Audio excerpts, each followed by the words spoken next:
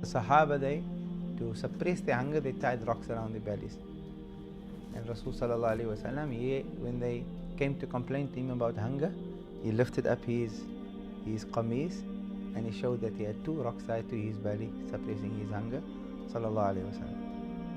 So Jabir ibn Abdullah comes to Rasul sallallahu alaihi wasallam and says, Ya Rasulullah.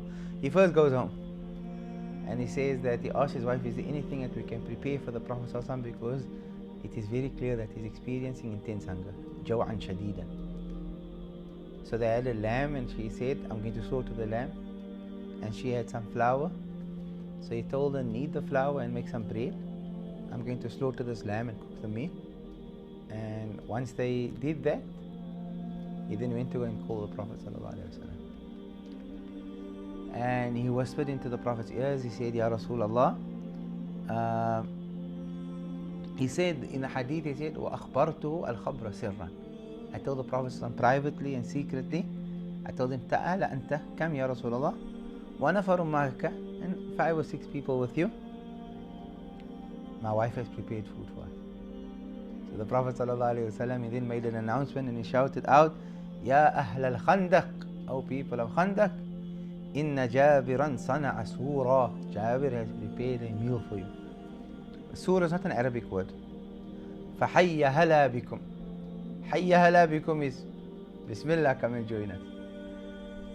Now, Hayya means hay, come, and hala comes from ahlan. Hayya hala bikum. Now, the interesting thing about the word sur, which means a meal, is actually a Persian word and not an Arabic word. And then Fayruz al-Abadi in his dictionary, the famous Qamus of Fayruz Abadi, Arabic dictionary, he said that the Prophet ﷺ honored this Persian word by pronouncing it. The Prophet honored that Persian word by pronouncing it. Ajib. And the meaning of sur is diyafa actually. You have been invited. You've been invited. Naam. Subhanallah. And then the Prophet ﷺ, he told him that the burma, the pot wherein the meat is kept, do not remove it or open its lid. That's the meaning. And do not begin to bake any bread until I arrive. So when the Prophet ﷺ came, they brought him the dough that was now already kneaded, ready to go into the oven, and he spat into it. Sallallahu Alaihi Wasallam. And then he went to the pot where the meat was kept and he spat into the pot. And Allah put barakah in the dough and Allah put barakah in the bread. And then the Prophet ﷺ, he said that get someone to assist you in baking bread. And he said that dish from the pot without opening the lid.